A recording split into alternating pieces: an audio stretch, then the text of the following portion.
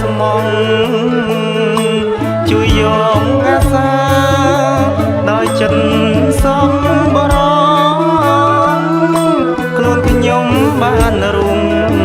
បំពេញការងារបំពេញការងារពេលមិនផ្ដល់បាយសប្បាយក៏នៅឡងតែពេលនោះផងខ្ញុំស្រង់ទឹកភ្នែ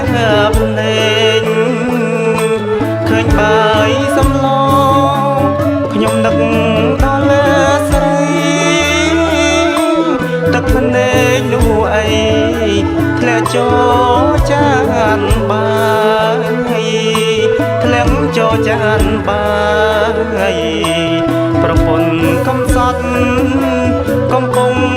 មានផ្ទៃមានបាយចំណៃរូបស្រីហេវហត់បងមានបាយហង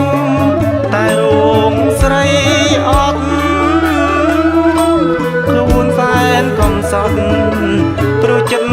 ខ្លោចផ្សាព្រោះចិត្តខ្លោចផ្សានឹកកាលកូនមុនបងបងរើអូនរបងក្រុមយ៉ាងសម្រាប់ភរិយាផុតទឹកសំឡងសាច់តុកជូនស្រីទឹកភ្នែកស្វាមីក្នុងគ្រាលំបាំងក្នុងគ្រាលំបាំងមកដល់ពេលនេះបងមានបាយហូមដោយទាំងទឹកភ្នែកលេលំនឹងគ្នាទឹកភ្នែកស្រោបបាយព្រោះនឹងភរិយានឹកដល់ប្រជីកំពុងស្រែកឃ្លានកំពុងស្រែកឃ្លាន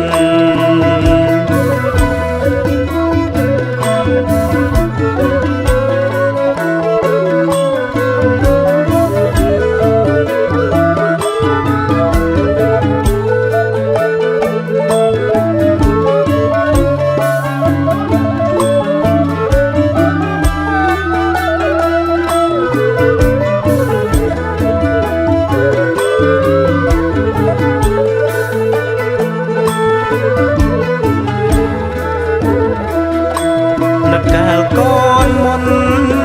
បងបងរើអូនរបងក្រុមយ៉ាងសម្រាប់ភរិយាផុតទឹកសំឡងសាច់តុកជូនស្រីទឹកភ្នែកស្វាមីក្នុងគ្រាលំបាំងក្នុងគ្រាលំបាំងមកដល់ពេលនេះបងមានបាយហូមដោយទាំងទឹកភ្នែក